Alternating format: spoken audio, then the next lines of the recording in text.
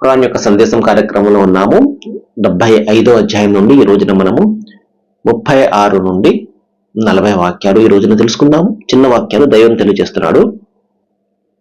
అయహసబుల్ ఇన్సాను అయ్యుతురక సుదా అలం యకున్ నుత్ఫతం మిన్ మనీయిన్ యుమ్నా సుమ్మ కాన అలకతన్ ఫఖలక ఫసవ్వ ఫజఅల మిన్హు జౌజైని జకర వల్ ఉన్సా. మహాశిలరా, దైవం ఏం చెప్తున్నాడు అంటే, మానవుడు తనను విచ్చలవిడిగా విడిచిపెట్టడం జరుగుతుందని భావిస్తున్నాడా? అతను తన తల్లి గర్భంలో కార్చబడినటువంటి నీచమైనటువంటి నీటి బిందువు కాడా?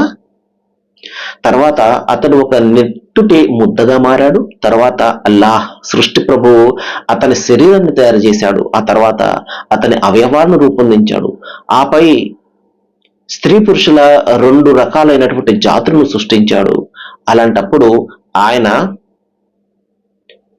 మరణించినటువంటి వాళ్ళను తిరిగి లేపలేడా?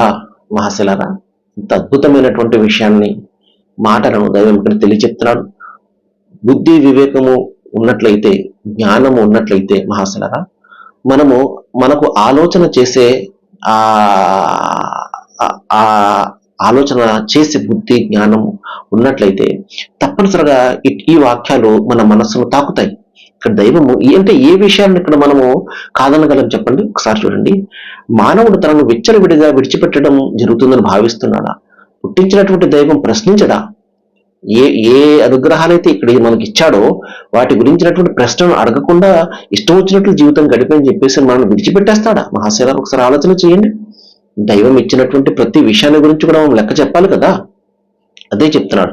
విచ్చలవిడిగా మిమ్మల్ని విడిచిపెట్టడం జరుగుతుందని భావిస్తున్నారా? పొరబడుతున్నారా? మనిషి తల్లి గర్భంలో కార్చబడినటువంటి ఒక నీచమైనటువంటి నీటి బిందువు కాడా అంటున్నాడు మహాశిలాలు. మన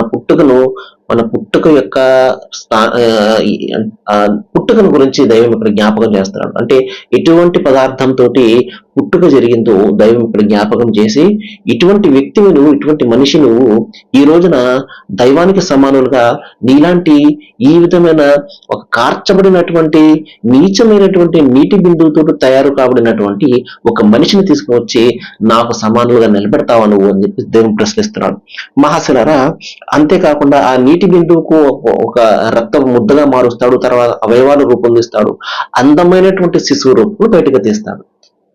ఆ బయటకు తెచ్చినటువంటి దైవము ప్రశ్నిస్తున్నాడు, ఇన్ని చేసినటువంటి వాడు చనిపోయిన తర్వాత నిన్ను తిరిగి బ్రతికించలేడా?